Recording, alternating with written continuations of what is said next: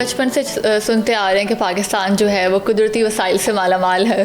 صرف ایکسپلور کرنے کی ضرورت ہے اور ہمارے پاس لیٹسٹ شپس ہیں, لیٹسٹ ایئر کرافٹ ہیں, سب مرینز ہیں. فشریز میں ہمیں بہت زیادہ کام کرنے کی ضرورت ہے اور ہم اس ڈائریکشن میں چل پڑے ہیں. انٹرنیشنل اسٹینڈرڈس کو میٹ کر سکیں, شپ یارڈ بنانے کی ضرورت ہے, ریپیئر فیسلٹیز پرووائڈ کرنے کی ضرورت ہے. We can earn billions of dollars through maritime economy. Pakistan navy ہر وقت تیار رہتی ہے ان دا سینس کہ جب بھی شپ سمندر میں جاتا ہے وہ بالکل ریڈی ہوتا ہے کسی بھی ایکشن کے لیے. ابھی آپ اس سے اندازہ کریں کہ شپ بلڈنگ انڈسٹری یہ تقریباً 250 بلین کی انڈسٹری ہے. اگر ہم صرف اپنے شپس ہی لے لیں جو کہ پاکستان فلیگ کیریئرز ہوں گے, اسی سے ہم 5 سے 8 بلین ڈالر سالانہ کما سکتے ہیں. جو خوبصورتی سمندر میں دیکھنے کو ملتی ہے ڈفرینٹ ٹائمز پہ ڈفرینٹ کنڈیشنز میں, اس کا کوئی میچ نہیں ہے جو آپ کو زمین پہ نظر آتا ہے. یہ بات تو حقیقت ہے کہ پاکستان قدرتی وسائل سے مالا مال ہے, لیکن کیا ان وسائل کو قدرت کے عطا کردہ خزانوں کے مطابق استعمال کیا جا رہا ہے؟ جس ملک میں کراچی اور گوادر جیسی عظیم بندرگاہیں ہوں, ہزاروں میل طویل ساحلی پٹی ہو, کیا اس ملک میں معاشی بحران کی باتیں کی جا سکتی ہیں؟ اس تناظر میں بلو اکانومی اور پاکستان نیوی کا آپس میں کیا تعلق ہے؟ اس پر بات کرنے کے لیے آج ہمارے ساتھ موجود ہوں گے کمانڈر پاکستان نیوی فیصل شبیر صاحب. Sir, welcome to our show. Thank you very much for inviting to Discover Pakistan. I'm grateful. سر اگر میں بات کروں سب سے پہلے پاکستان کے حوالے سے, پاکستان کی لوکیشن کو اگر ہم دیکھیں, پاکستان کی جغرافیائی جو اس کی حیثیت ہے, کیسے آپ اس کو بیان کرتے ہیں؟ پاکستان بڑی اسٹریٹجک لوکیشن پہ ہے. یعنی اگر آپ اس طرح سے دیکھیں تو سی لائنز آف کمیونیکیشن جتنی بھی ہیں جو ریڈ سی سے نمینیٹ ہو رہی ہیں, جتنا بھی آئل ہے, about 50 to 60% of the ships وہ ہماری کوسٹ لائن کے پاس سے گزرتے ہیں.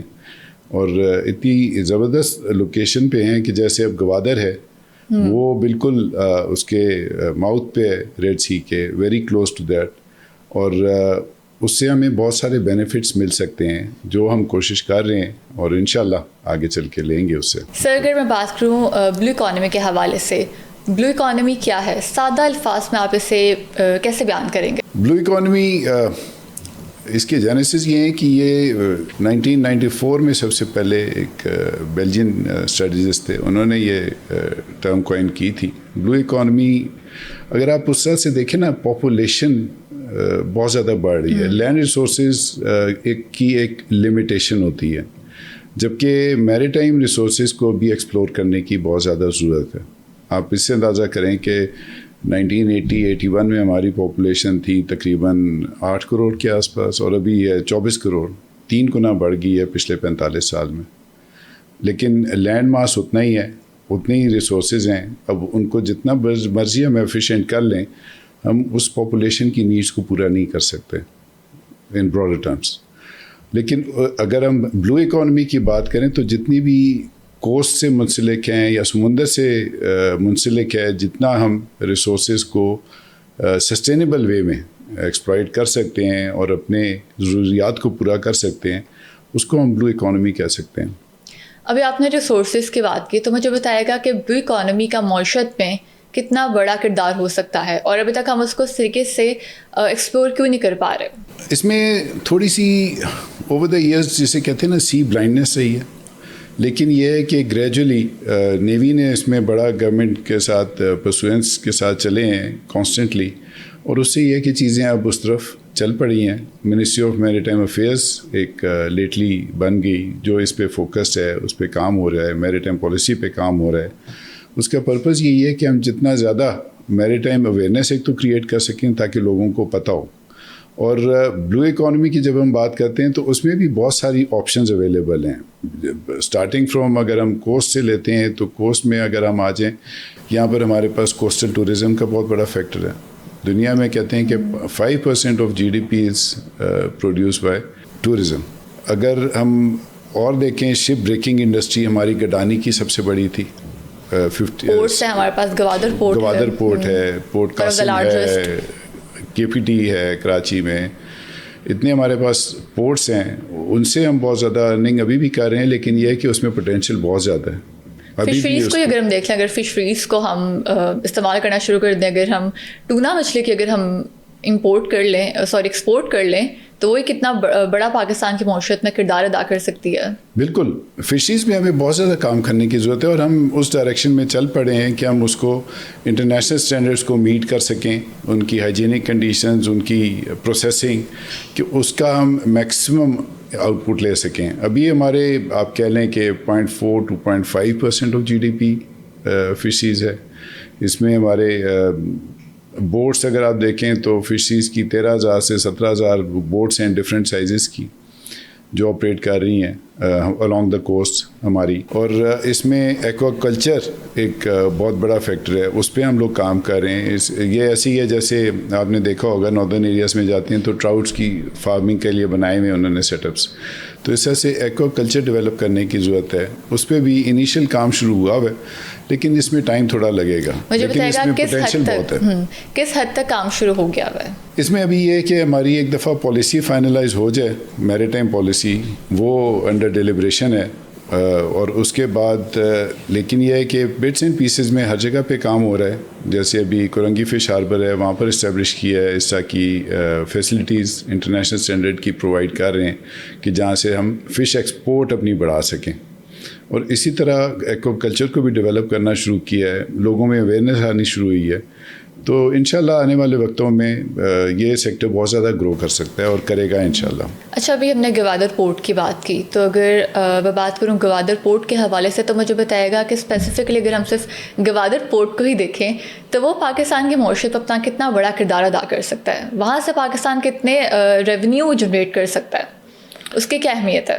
گوادر کی بہت اسٹریٹجک اہمیت بھی ہے, اور اس میں یہ ہے کہ اس کو نا بہتر طریقہ یہ بھی ہے کہ ہم ٹرانس شپمنٹ پورٹ کے طور پہ کام کر سکتے ہیں. یعنی ایک شپ اگر لیٹ سے اسٹریٹ آف ہرمز سے نکل کے اور اس نے ملیشیا جانا ہے اور اس پہ کارگو اگر لیٹ سے افریقہ کا لوڈ ہوا ہوا ہے, that can drop here transshipment میں. بالکل, اور پاکستان جیسے کہ جو ہے وہ سینٹرل روٹ ہے, سینٹرل ایشین اسٹیٹس کے لیے, سینٹرل ایشین اسٹیٹس کے لیے. پھر وہاں سے یہ ہے کہ وہاں سے کوئی اور دوسرا شپ آئے گا اور وہ افریقہ لے کے چلا جائے گا اس کنٹینر کو. Just an example. دوسرا اس میں ٹرانس شپمنٹ کے علاوہ یہاں پر ہم شپس کی شپ یارڈ بنا سکتے ہیں. ہماری شپ یارڈ کی بہت بڑی انڈسٹری ہوتی تھی, Karachi shipyard and engineering works. 50-60s میں ہم لوگ وہاں پر سے کافی سارے شپس بناتے تھے, لیکن اس زمانے میں چھوٹے شپس بنتے تھے اباؤٹ 26,000 ڈیڈ ویسٹ ٹنیج کے. ابھی یہ ہے کہ ہمیں ایک شپ یارڈ بنانے کی ضرورت ہے, ریپیئر فیسلٹیز پرووائڈ کرنے کی ضرورت ہے. جیسے میں نے پہلے آپ کو بتایا about 50 to 60% of the oil is carried through Indian ocean, جو ہمارے پاس سے سی لائنز آف کمیونیکیشن گزرتی ہیں. ان میں شپس کو کوئی ریپیئر کی ریکوائرمنٹ ہوتی ہے, کسی چیز کی ریکوائرمنٹ ہوتی ہے. گوادر میں ہم وہ اسٹیبلش کر سکتے ہیں کہ شپس وہاں پر ہمارے پاس آئیں ریپیئرس کے لیے, مینٹیننس کے لیے, شپ کنسٹرکشن وہاں پر ہم کر سکتے ہیں. یہ بھی ایک بہت بڑا ایک آپ کہتے ہیں ایریا ہے, ڈومین ہے. وہ کہتے ہیں کہ nations are build by the shipyards to that extent. اتنا جنریٹ کر سکتے ہیں ہم ریونیو. مجھے بتائے گا اس سلسلے میں پاکستان نیوی نے گورنمنٹ کے ساتھ مل کر کس حد تک کام کیا ہے, یہ کیا ڈیولپمنٹس ہیں؟ نیوی تو جیسے کہتے ہیں نا کہ بالکل گورنمنٹ کے ساتھ کھڑی ہوئی ہے اور ان کو گورنمنٹ کو سپورٹ کر رہی ہے جس طرح سے بھی پاسبل ہوتا ہے. اس میں ہم گورنمنٹ کو گائیڈنس دے رہے ہیں in a sense being from the navy, جو ہم آبزرو کرتے ہیں, جو چیزیں دیکھتے ہیں. اور اسی وجہ سے گورنمنٹ نے اس پہ کافی زیادہ کام کرنا شروع کیا. ابھی کچھ عرصہ پہلے بھی فائنانس منسٹر نے بھی کہا کہ اس میں ہمارا بڑا پوٹینشیل ہے, یعنی we can earn billions of dollars through maritime economy. صرف یہ ہے کہ تھوڑا سا فوکس اور بڑھانے کی ضرورت ہے اور تھوڑی اسپیڈ بڑھانے کی ضرورت ہے کہ ہم جلدی اس ایریا کو ڈیولپ کریں. اچھا, جب ہم سمندر کی بات کرتے ہیں تو آبویسلی ایک سمندر میں بھی خطرہ ہوتا ہے, تھریٹس ہوتے ہیں. تو مجھے بتائے گا کہ اس وقت پاکستان کو کس قسم کے میری ٹائم کے خطرات کا سامنا ہے, کیا میری ٹائم سیکیورٹی ایشوز ہیں؟ میری ٹائم سیکیورٹی ایشوز میں اگر ہم دیکھیں نا تو نان ٹریڈیشنل تھریٹس ہوتے ہیں. نان ٹریڈیشنل تھریٹس اس طرح سے ہیں کہ انلیگل ان رپورٹڈ فشنگ ہوتی ہے, ہیومن اسمگلنگ ہوتی ہے, نارکوٹکس کی اسمگلنگ ہوتی ہے, پائریسی ہوتی ہے. لیکن خیر پائریسی کا ہمارے یہاں نہیں ہے, یہ زیادہ جو ہے صومالیہ کے سائڈ پہ ہے. لیکن باقی اس میں یہ ہے کہ پاکستان نیوی ہر وقت مستعد رہتی ہے. پاکستان میری ٹائم سیکیورٹی ایجنسی ہے, وہ بھی نیوی کے پرسنل سے مینڈ ہے, اور یہ اس کو بڑا افیکٹولی ہم نے ان چیزوں کو کنٹرول کیا ہوا ہے. آپ نے سنا ہی ہوگا ابھی کچھ عرصہ پہلے ہم نے کوئی 950 کروڑ ڈالر کی ہم نے ڈرگس پکڑی ہیں ابھی ریسنٹلی. اتنی بڑی کوانٹٹی میں. تو اس طرح سے ہم تو کولیشن کے ساتھ بھی کام کر رہے ہیں, CTA 150 151 ڈفرینٹ نیشنز کے ساتھ کوپریشن میں ہم نگرانی کر رہے ہیں ڈفرینٹ ایریاز کی, اور ساروں کے ساتھ ہماری ریجنل نیویز کے ساتھ کوپریشن ہوتا ہے تاکہ ہم ان چیزوں کو صحیح طریقے سے کنٹرول کر سکیں. فیصل صاحب, اگر میں بات کروں پاکستان نیوی کی اسٹریٹجی یا حکمت عملی کے حوالے سے میری ٹائم کے سیکیورٹی اور چیلنجز سے نمٹنے کے لیے پاکستان نیوی جو ہے وہ کس طریقے سے ہمہ وقت تیار رہتی ہے؟ پاکستان نیوی ہر وقت تیار رہتی ہے ان دا سینس کہ جب بھی شپ سمندر میں جاتا ہے وہ بالکل ریڈی ہوتا ہے کسی بھی ایکشن کے لیے. اسے صرف ایک میسج آنا ہوتا ہے اور وہ اس مشن پہ چلا جاتا ہے. نمبر 1. نمبر 2, ہم نے ایک جوائنٹ میری ٹائم انفارمیشن کوآرڈینیشن سینٹر ایک اسٹیبلش کیا تھا کچھ سال پہلے, جس میں ہماری تقریباً 40 آرگنائزیشنز ہیں, جس میں پرائیویٹ سیکٹر کی بھی ہیں جو میری ٹائم سے ریلیٹڈ ہیں. ان ساروں کی آپ کہہ لیں کہ ان پٹ جو ہے وہ ادھر آتی ہے. یعنی کوئی کسی قسم کا کوئی حادثہ ہو گیا, کوئی ریکوائرمنٹ ہے, کوئی سمندر میں کوئی ایمرجنسی ہوگی, کوئی ہیزارڈس ایکٹیویٹی ہوگی یا کوئی اللیگل قسم کی بھی ایکٹیویٹی ہوگی, تو وہ فوراً وہاں پر رپورٹ ہو جاتی ہے. اور اس کی باقی بھی ریجن کے ساتھ بھی کوآرڈینیشن ہوتی ہے کہ انڈین اوشن میں جو ہمارا ایریا آف انٹرسٹ ہے کہ اس کا ہم سیفلی لوگوں کو جتنا پرووائڈ کر سکتے ہیں انوائرمنٹ وہ پرووائڈ کریں. اور یہ بڑی کارآمد رہی ہے, اور اس میں بہت سارے ہمارے انسیڈنٹس ہیں وہ بڑے بر وقت میٹ ہوئے ہیں ہمارے ایکشنز کی وجہ سے, کہ جس میں لوگوں کی جانیں بچی ہیں, فشرمین کی جانیں بچی ہیں, اور اس طرح کی ایکٹیویٹیز. یہ مسلسل 24 گھنٹے یہ کارروائی رہتی ہے وہاں پر. سر, اگر میں بات کروں دفاعی لحاظ سے تو مجھے بتائے گا پاکستان نیوی کی خطے میں دفاعی لحاظ سے کتنی اہمیت ہے؟ ہمارا ہمیشہ سے جو ہے نا اپروچ رہی ہے کہ ہم اپنے ملک کا دفاع کریں, اور سرحدی جو آپ کہہ لیں سرحد ہے سمندر کی, اس کی حفاظت ہمارا مینلی کام ہے. ہمارے کبھی بھی اس طرح کے ہیجمونک ڈیزائنس نہیں رہے باقی کنٹریز کی طرح کچھ کی طرح, اور یہ ہے کہ اس میں ہم بہت افیکٹو ہیں ماشاءاللہ, اور ہمیشہ قوم کی توقعات پہ پورے اترے. اور ہمارے پاس لیٹسٹ شپس ہیں, لیٹسٹ ایئر کرافٹ ہیں, سبمرینز ہیں, اور باقی اسپیشل فورسز ہیں, مرینز ہیں, باقی کیپیبلٹیز ہیں ہمارے پاس سائبر کی, EW کی, اور باقی جتنی بھی آج کل کے دور میں ریکوائرمنٹس ہیں وہ ساری ہم میٹ کرتے ہیں. اور الحمدللہ پاکستان نیوی پور صلاحیت رکھتی ہے پاکستان کا دفاع کرنے کے لیے. اچھا, اگر ہم بات کریں بلو اکانومی کی تو کچھ لوگوں نے بات کی تھی کہ ہم 1 کروڑ نوکریاں دیں گے. تو مجھے بتایا کہ اس تناظر میں اگر ہم دیکھیں تو اگر ہم اس ایریا کو اگر ہم ڈیولپ کر لیں, فشریز سیکٹر کو ڈیولپ کر لیں, شپ بریکنگ کو, تو وہاں پر یہ ساری جو ریسورسز ہیں اور وہاں پر جو ہے وہ جاب اپرچونیٹیز پیدا ہو سکتی ہیں لوگوں کے لیے. تو اس چیز کو آپ کیسے دیکھتے ہیں؟ بالکل ہو سکتی ہیں. دیکھیں اس میں اپرچونیٹیز تو بے بہا ہیں. اگر آپ سٹارٹ کر لیتے ہیں کوسٹل ٹورزم سے, شپ بریکنگ سے, ٹریڈیشنل بوٹ بلڈنگ سے, شپ بلڈنگ سے, ان ساروں میں اگر آپ دیکھیں تو اتنی زیادہ پوٹینشیل ہے. ابھی آپ اس سے اندازہ کریں کہ شپ بلڈنگ انڈسٹری یہ تقریباً 250 بلین کی انڈسٹری ہے شپ کنسٹرکشن کی صرف, اور اس میں اتنا زیادہ پوٹینشیل ہے. پھر اس کے بعد ہمارے پاس PNSC کے پاس کسی زمانے میں 70-75 شپس ہوا کرتے تھے 70s میں, جو کم ہو کے 10 رہ گئے. اب ہم نے کچھ بڑھانے شروع کیے, اب 12 شپس ہیں ہمارے پاس. لیکن یہ ہے کہ ہم بہت سارے ریونیو جو ہے ہمارا فورن شپس پہ جا رہے ہیں, یعنی فورن شپس جو ہیں وہ ہمیں کارگو لا کے دیتے ہیں. اگر ہم صرف اپنے شپس ہی لے لیں جو کہ پاکستان فلیگ کیریئرز ہوں گے, اسی سے ہم 5 سے 8 بلین ڈالر سالانہ کما سکتے ہیں. آپ اس سے اندازہ کریں کہ کتنی زیادہ اس میں پوٹینشیل ہے. All we need is the right direction, اور اس پہ ہمیں تھوڑا سا فوکس کرنے کی ضرورت ہے ان چیزوں پہ. بالکل ایسا ہی ہے. اور سر مجھے بتائے گا کہ جہاں پر اگر ہم ریسورسز کی بات کرتے ہیں وہیں پر اگر ہم ان ایریاز کو دیکھیں تو وہ اس طریقے سے ڈیولپ نہیں ہیں. ادھر کوسٹ لائنس پہ رہنے والے جو لوگ ہیں ان کے لیے وہاں پہ کس قسم کی مشکلات ان کو درپیش ہیں؟ ان ایریاز کے لوگوں کو فیسلٹیز اس طریقے سے وہاں پہ نہیں ہیں. بالکل نہیں ہیں. آپ یہ دیکھیں کہ دنیا میں تقریباً 70% آبادی جو ہے وہ along دا کوسٹ رہتی ہے, لیکن ہماری ہمیشہ سے وہ لینڈ فوکس رہے, جس کی وجہ سے یہ کوسٹل ایریاز اتنے ڈیولپ نہیں ہو سکے.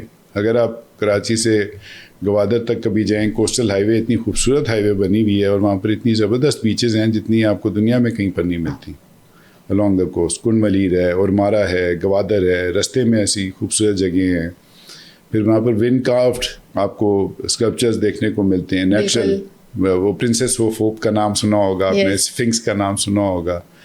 وہاں پر ریلیجیس ٹورزم ہو سکتا ہے ان اے سینس کہ وہاں پر ایک ہندوؤں کا ٹیمپل ہے جہاں پر لوگ ہندو پیدل سفر کر کے جاتے ہیں, یعنی اس کی اتنی زیادہ ویلیو ہے. وہاں پر کوئین وکٹوریا کی ہٹ تھی, وہاں پر ایئر فورس کا بیس ہوتا تھا کسی زمانے میں. یعنی وہ پوری کوسٹل بیلٹ جو ہے وہ ایکسپلور کرنے والی جگہ ہے. وہاں پر اتنا زیادہ پوٹینشیل ہے کہ وہاں پر ہم ٹورزم کو بڑھا سکتے ہیں. تو یہ ابھی تک ایکسپلور کیوں نہیں کر پا رہی حکومت یا کوئی بھی ادارہ؟ اس میں تھوڑا سا پرائیویٹ سیکٹر کو بھی آنا چاہیے. جیسے ابھی جسے کہتے ہیں نا تھوڑا تھوڑا شروع ہوا ہے کام, کہ جیسے اچھی ریزورٹس بننے شروع ہوئے ہیں along the coast, لیکن یہ ہے کہ یہ چیزیں پرووائڈ کرنے کی ضرورت ہے. وہاں پر انٹرپرونرز کو آنا چاہیے, پرائیویٹ سیکٹر کو آنا چاہیے. اس میں نیوی جتنا حد تک کر سکتی ہے, نیوی اپنی کمیونٹی ڈیولپمنٹ کے لیے پوری کوششیں کر رہی ہوتی ہے. فار ایگزامپل ہم نے اورمارا میں کیڈٹ کالج اورمارا بنایا ہے, جس میں ہم کوشش کرتے ہیں کہ جتنے زیادہ اسکالرشپ پہ اورمارا کے کوسٹل ریجن کے بچے آ سکتے ہیں وہ آ کے جوائن کریں. پھر اس کے بعد ان کی نیوی میں بھی انڈکشن ہوئی ہے.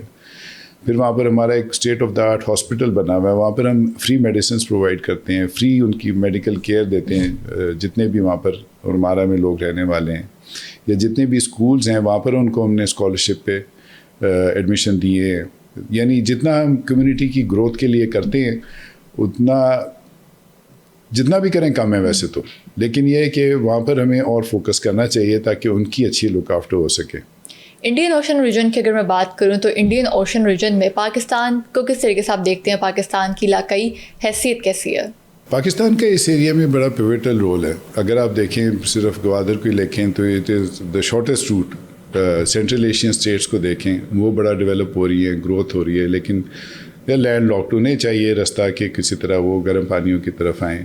پھر چائنا کا جو ویسٹرن پروونسز ہے سنکیانگ وغیرہ, وہاں سے ان کو لنکیجز کی ضرورت ہے. یہاں سے بڑا شارٹ ڈسٹینس ان کو پڑتا ہے. تو اس طرح سے پاکستان کی بڑی ایک پیوٹل لوکیشن ہے جس کا ہمیں بھرپور فائدہ اٹھانا چاہیے, میں تو کہتا ہوں.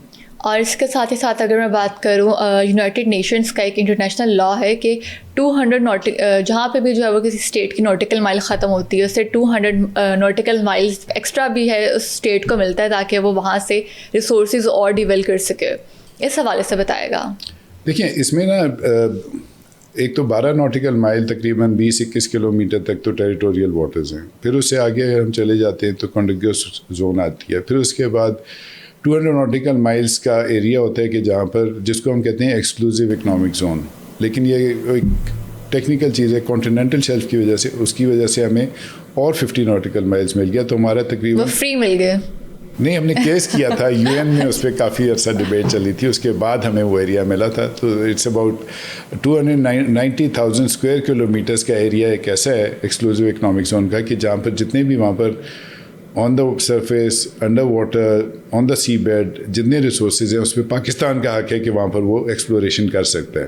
جیسے اس پہ پاکستان نیوی نے کوآرڈینیشن کی تھی اور اس میں کافی اس میں ہم نے ڈفرینٹ چائنیز کو اور کمپنیز آئی تھیں جنہوں نے اس پہ ایکسپلوریشن کی تھی اور اس پہ بھی کام چل رہا ہے. ماری گیس اور باقی یہ لوگ بھی اس پہ ڈفرینٹ بلاکس میں کام کر رہے ہیں کہ وہاں پر ہم گیس کے ذخائر کو ایکسپلور کریں, آئل کو ایکسپلور کریں اور سی منرلس کو ایکسپلور کریں. اس میں بہت زیادہ پوٹینشیل ہے. اور اگر اس کے علاوہ اگر آپ بالکل ہم بچپن سے سنتے آ رہے ہیں کہ پاکستان جو ہے وہ قدرتی وسائل سے مالا مال ہے, صرف ایکسپلور کرنے کی ضرورت ہے اور نکالنے کی ضرورت ہے, لیکن وہ ابھی تک نہیں ہو پا رہے. لیکن ابھی ڈائریکشن وہ آ گئی ہے. ایٹ لیسٹ ہم نے اس لائن پہ سوچنا شروع کیا اور کام کرنا شروع کر دیا. تو آگے چل کے انشاءاللہ تھنگس ول امپروو. سر مجھے بتایا گیا, اگر میں بات کروں مارسیو کے حوالے سے, ابھی ریسنٹ پاکستان نیوی نے ایک انٹرنیشنل کانفرنس کروائی تھی مارسیو, اس حوالے سے ہمیں بتائے گا. یہ میری ٹائم سیکیورٹی ورکشاپ ہوتی ہے جو ہم ہر سال کراتے ہیں. یہ 8ویں مارسو ہے جو کہ Pakistan navy war college conduct کرواتا ہے. اس میں اب آپ اسی کو دیکھ لیں, یہ میری ٹائم اویئرنیس بھی کریٹ کرتا ہے اور پلس اس میں ورکنگ بھی کرتے ہیں. اس میں جو پارٹیسپینٹس ہوتے ہیں وہ پارلیمنٹیرینز ہوتے ہیں, انٹرپرونرز ہوتے ہیں, میڈیا سے ہوتے ہیں, اکیڈیمیا سے ہوتے ہیں, ڈفرینٹ واکس آف لائف سے یہاں پر لوگ آتے ہیں, اور ان کو ہم یہ 11 دن کی ورکشاپ کراتے ہیں جس میں ہم ان کو اورمارا بھی بتاتے ہیں, اورمارا لے کے جاتے ہیں, گوادر لے کے جاتے ہیں, ان کو شپس دکھاتے ہیں تاکہ ان کی کوئی انڈرسٹینڈنگ ڈیولپ ہو کہ میری ٹائم میں کیا کیا پوٹینشیل ہے. اور پھر اس کے بعد میری time policy frame work exercise کراتے ہیں, پھر اس کی جو ریکمنڈیشنز ہوتی ہیں پھر گورنمنٹ کو بھیجتے ہیں, کیونکہ اس میں انٹرپرونرز کی پرائیویٹ سیکٹر کی بھی ان پٹ جب آتی ہے اور میری ٹائم اویئرنیس کریٹ ہوتی ہے تو اس کا بھی ایک بہت بڑا امپیکٹ آتا ہے آگے چل کے, اور یہ آج کل چل رہی ہے. اور ابھی انشاءاللہ یہ 8 مارچ کو ابھی کنکلوڈ ہوگی. اچھا, ابھی آپ نے پرائیویٹ سیکٹر کی بات کی تو مجھے بتائے گا پرائیویٹ سیکٹر کس قدر جو ہے وہ انکلوڈ ہے بلو اکانومی میں, کیا کردار ہے اس کا؟ ابھی اتنا زیادہ نہیں ہے, لیکن یہ ہے کہ ان کو ہم اویئرنیس دے رہے ہیں کہ کس کس جگہ پہ اتنا پوٹینشیل ہے کہ جس میں وہ آگے آ سکتے ہیں اور انویسٹمنٹ کر سکتے ہیں اور اس پہ کام کر سکتے ہیں. اس میں بہت زیادہ گنجائش ہے. شپ بلڈنگ میں آ سکتے ہیں, بوٹ کنسٹرکشن میں آ سکتے ہیں, کوسٹل ٹورزم میں آ سکتے ہیں, فشریز کا سیکٹر ہے, فشریز کا سیکٹر ہے. ان سارے سیکٹرز میں ہمیں اور زیادہ ضرورت ہے کہ انویسٹمنٹ آئے, پبلک پرائیویٹ پارٹنرشپ میں آئیں اور اس سے نیچرلی گروتھ ہوگی. اگر میں ان سب چیزوں سے ہٹ کر بات کروں, پاکستان نیوی کا کردار جو ہم نے دیکھا کہ وار میں رہا, بھی جو ریسنٹ انڈیا پاکستان کی وار ہوئی, اس حوالے سے ہمیں بتائے گا. اس میں جو ریسنٹ اسٹیٹمنٹ ایک آئی ہے, اگر آپ نے دیکھی ہو, 2 دسمبر کو انڈین نیوی چیف دنیش تریپتھی نے بالکل کلیئرلی کہا کہ ہم نے کیپٹل شپس کو جو تھا ڈاک میں رکھا ہوا تھا کیونکہ ہمیں ڈر تھا کہ اگر ہم نے یہ شپس باہر نکالے تو پاکستان نیوی نہ ان پہ اٹیک کر دے. اب اس سے بڑی زیادہ اسٹیٹمنٹ اور کیا ہو سکتی ہے جب انڈین نیوی چیف خود یہ کہہ رہے ہیں یہ بات. اور اس میں وہی ہوا تھا کہ جو مئی میں ایپیسوڈ ہوا تھا اس میں انڈین ایئر کرافٹ باہر آیا, لیکن وہ 700 کلومیٹر سے قریب نہیں آ سکا. اب 700 کلومیٹر سے قریب آتا تو کچھ کرتے نا, لیکن اس کے بعد پھر وہ اور نیچے چلے گئے کارور, اور پھر وہیں سے وہ واپس اندر چلے گئے. لیکن یہ زیادہ تر انڈین میڈیا کی گیمکس تھیں, آپ کہہ لیں ان کی گورنمنٹ کی, کہ سندور چل رہا ہے اور یہ ہو رہا ہے, سندور پاز ہو گیا, more so because of elections I would سے.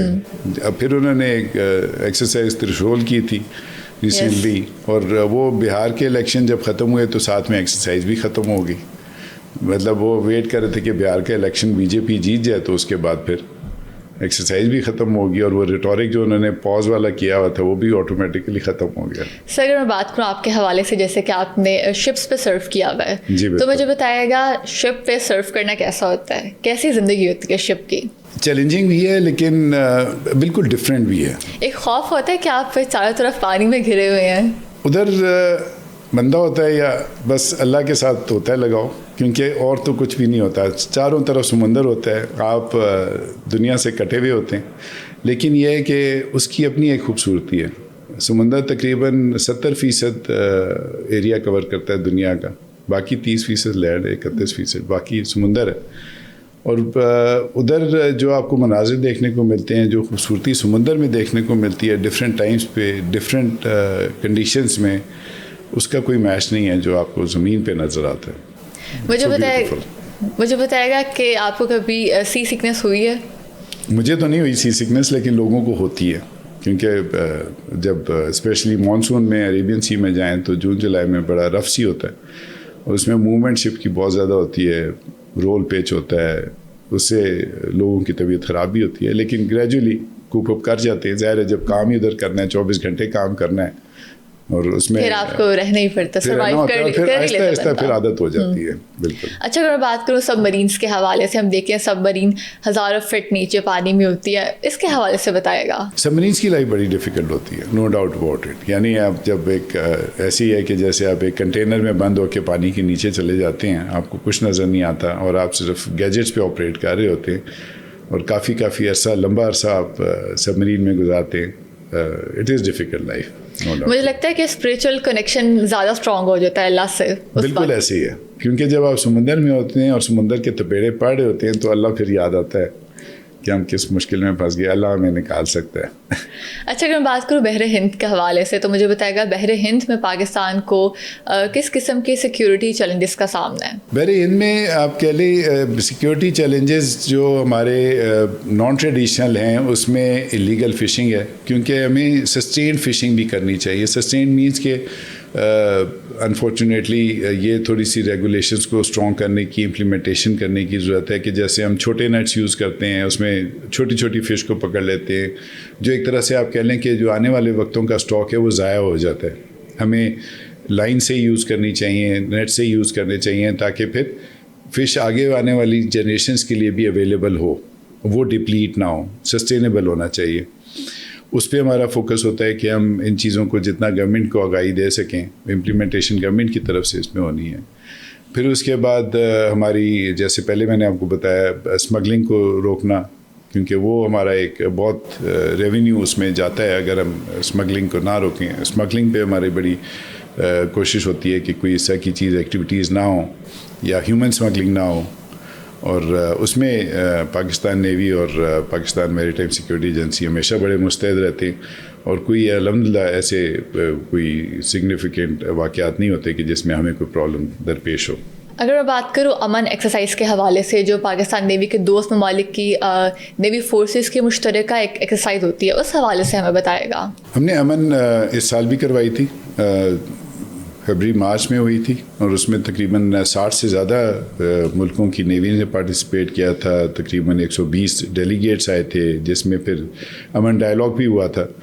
اور اس میں بیسیکلی ہم لوگ ہمیشہ کہتے ہیں کہ ہماری کوآپریشن جتنا زیادہ ہو ریجنل نیوی سے, بلکہ ایکسٹرا ریجنل فورسز سے بھی, جس میں یورپ سے بھی نیویز آئی تھیں, امریکہ سے بھی, ایسٹ ایشیا سے, مڈل ایسٹ سے, دنیا کے ہر کونے سے نیویز نے آ کے جوائن کیا تھا اور پارٹیسپیٹ کیا تھا. اس میں ڈفرینٹ ایکسرسائزز تھیں, ڈفرینٹ ڈائلاگس تھے, کمیونیکیشن تھی, ایک دوسرے سے انڈرسٹینڈنگ ڈیولپ ہوئی, اس میں ایک دوسرے سے سیکھا, انٹروپریبلٹی ہوئی کہ کس طرح سے آپس میں ہم آہنگی سے کام کر سکتے ہیں, اور کیا کیا چیلنجز ہیں جن کو ہم اچھے طریقے سے نمٹ سکتے ہیں. ایک دوسرے کے ایکسپیرینسز سے ہم نے سیکھا. تو اس میں جب اتنی زیادہ ریجنل نیویز ہیں, اسی سے ہمیں پتہ چلتا ہے کہ ہماری آپس میں بہت زیادہ کوآرڈینیشن ہے, اور انٹر ڈپینڈنٹ ورلڈ ہے. ہمیں سارے ملکوں کے ساتھ اچھی کوآرڈینیشن ہونی چاہیے, سب کے ساتھ, تاکہ ریجنلی ہم اچھا آپریٹ کر سکیں اور ساروں کے ساتھ بہتر طریقے سے چل سکیں. لاسٹلی مجھے بتائے گا کہ بلو اکانومی کے حوالے سے پالیسی میکرز کو کس چیز پہ زیادہ فوکس کرنے کی ضرورت ہے؟ اس میں سب سے زیادہ فوکس کی جو ضرورت ہے نا, وہ پالیسی کی امپلیمنٹیشن ہے. ایک تو پالیسی ایشوئنس فائنلی ہو جائے, اور پھر اس کے بعد اس کی امپلیمنٹیشن. پالیسی میں یہ سارے فیکٹرز کور کیے میں. پالیسی ایک دفعہ جب امپلیمنٹ ہو جائے گی اور اس پہ کام شروع ہو جائے گا تو نیچرلی اسپیڈ اپ ہوگا کام, اور میری ٹائم اکانومی بہت گرو کرے گی, اور انشاءاللہ پاکستان بھی اس کے ساتھ گرو کرے گا. Thank you so much sir for your time. Thank you very much. Discover Pakistan podcast کی آج کے ایپیسوڈ سے اتنا ہی. حفصہ علی کو دیجیے اجازت اور دیکھتے رہیے ڈسکور پاکستان.